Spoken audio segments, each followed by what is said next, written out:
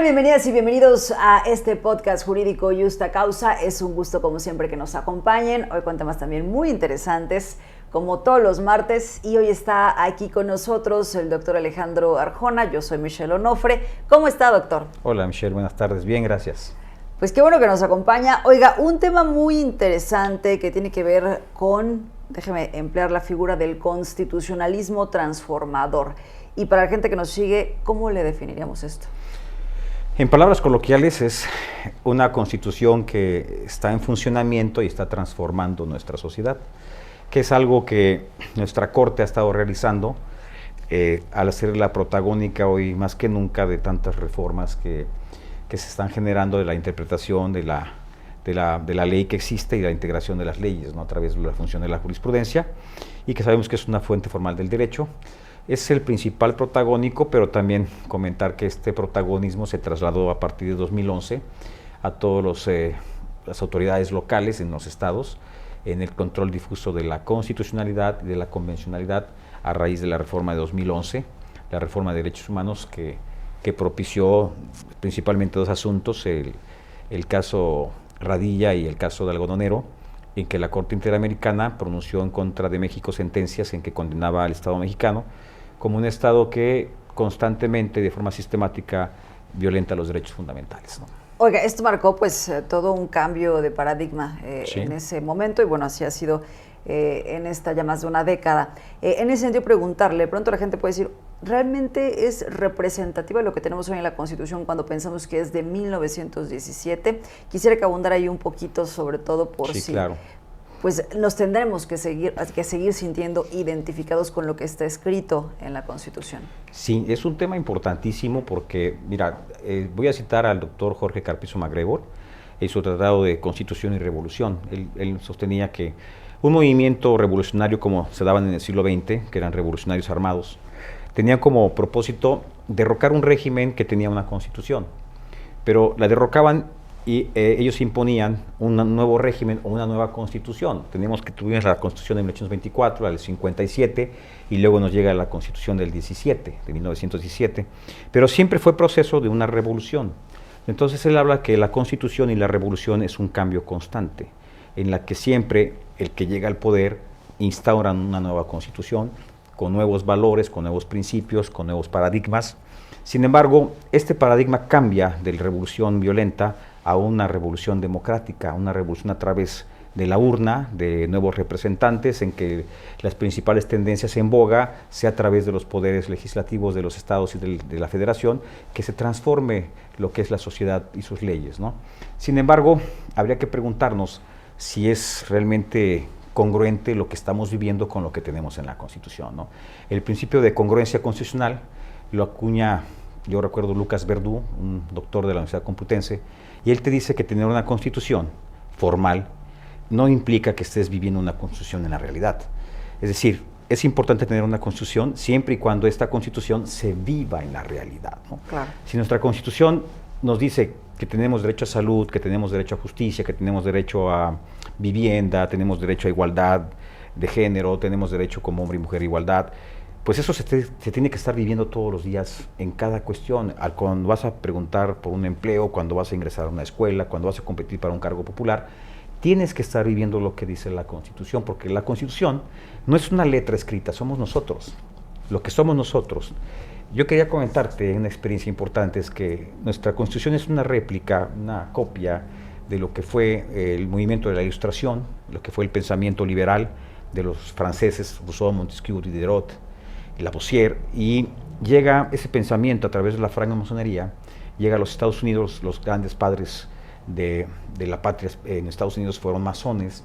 Ellos adoptan ese sistema de federalismo, división de poderes, democrático, que tiene que haber una justicia siempre dividida del poder ejecutivo y del poder legislativo, y a final de cuentas ellos acuñan una constitución después de su movimiento independiente, 1776, 1781, en Filadelfia hacen la Constitución, y tiene muy pocos artículos la Constitución norteamericana, y tiene mucho menos todavía reformas. Una Constitución que hasta el día de hoy tiene más de 200 años. En México tenemos una Constitución que tiene poco más de 100 años y tiene más de 800 reformas. Wow. ¿Qué tanto hemos cambiado, no? Esa es la pregunta, a lo que tú me comentabas. Oiga, y de pronto también en esta diferencia de tratar de meter todo en la Constitución, cuando a lo mejor veríamos, acaba de mencionar Estados Unidos, pues con reformas muy, muy básicas a su misma Constitución. Una ley muy sencilla, una ley que inicia hablando nosotros, el pueblo, ¿no? We the people, siempre dice la Constitución. De aquí empezamos de otras maneras. En los estados mexicanos se reconocen los siguientes derechos. Es una manera muy diferente de hablar. Allá dice nosotros. Nosotros no es el Estado, nosotros no es el pueblo, somos uno solo nosotros, somos la nación. Y aquí en México es una forma diferente, son dos constituciones muy parecidas en su régimen, pero muy diferentes al interactuar, y el resultado ha sido muy diferente, ¿no?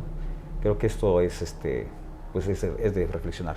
Oiga, ¿cómo se vive, ya hablando pues también de esta reforma del 2011, respecto a los juzgadores? ¿Qué tan complicado ha sido pues irla implementando? Muy difícil, porque el sistema judicial que tenemos, que ya viene transformándose, ya viene el Código Nacional de Procedimientos Orales, Familiar y Civil. Sin embargo, en este proceso de transición de varios años todavía, hasta el 2027, los tribunales tenemos una sobrecarga de trabajo, un sistema en que tú vas armando un caso en mucho tiempo prolongado, en varias etapas, ¿no? Para formar un expediente y poder llegar a una sentencia te tardas 4, 5, 6 meses antes, en la que difícilmente vas a recordar la primera actuación con la última. En la oralidad pues, tienes un sistema que tiene el juez que entrar en un sistema en que hay la inmediatez entre las partes y él, y el juez tiene que entrar y conocer tanto la demanda como la contestación. Y entonces en una audiencia ya tienes todo pues mucho más sintetizado, porque al final de cuentas un juicio es una conversación. Lo que tú vas presentando por escrito, estás hablando con el juez, y el juez cuando te dicta un auto, estás contestándote el juez. Entonces, de una manera mucho más inteligente, el juicio oral resume todo ese diálogo y esa comunicación. Yo creo que tenemos que transitar eso más rápido, pero eso depende, pues, que también se den los aspectos que tiene esa reforma que declara nuestro Congreso, ¿no? y designar presupuestos, porque fue una reforma sin presupuesto. Eso también es un tema importante. Oiga, yo sé que usted pues tiene algunos temas que podemos incluso polemizar y los voy a poner sobre la mesa. Acerca de la misma justicia, si la justicia en México tendría que ser gratuita, por ejemplo. Yo pienso que no. Los países más avanzados del mundo, cuando menos en la justicia privada, lo que es los asuntos civiles y familiares, no tiene por qué el Estado pagar un aparato de justicia que la gente lo provoca al ser injusta. ¿Qué quiero decir con esto? La justicia debe estar impregnada en todos nosotros, de tal manera que si alguien renta una casa y debe pagar una renta por su casa, y si no llego a pagar la renta, pues debo desocuparla. No necesito un juez para que me diga qué es lo justo. Sabemos qué es lo justo, hay que hacerlo. Si no lo haces, debe de costarte. Tenemos una máxima constitucional que la justicia debe ser gratuita. En los países, insisto, más avanzados, te cuesta el tiempo en la corte, te cuesta meter una demanda, te cuesta por hora un abogado, te cuesta por hora un perito. Llegas a la audiencia y te dice el juez, en la verdadera mediación, ahí sí funciona la mediación, te dice, a ver, si no llegan a un arreglo, tú que no has desocupado la casa y no has pagado la renta, te voy a cobrar la renta, te voy a pagar el tiempo de la corte, te voy a cobrar el tiempo de la corte, te voy a cobrar a tu abogado y te voy a cobrar el abogado de la otra parte. Entonces una cuenta que era de $10,000 te va a $80,000. Todo el mundo se arregla. El 90% en esos países la mediación funciona y solamente el 20% llega a corte, porque hay que pagar muchas cantidades. Habría que analizar, hacer un derecho comparado, ver el funcionamiento y meter a nuestro país. Ya tenemos demasiadas instituciones de derecho comparado, el juicio oral penal y el juicio que viene actualmente de civil y familiar son una muestra del derecho comparado.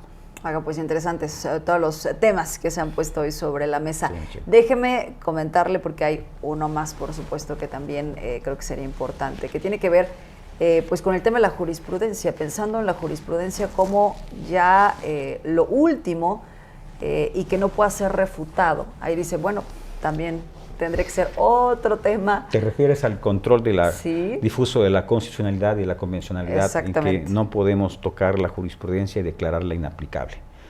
Esto violenta un tratado internacional, ahorita no recuerdo su nombre, creo que es el de Viena, pero ese tratado dice que pues, no puede ninguna ley estar por encima de la Constitución, algo que es nuestra máxima constitucional.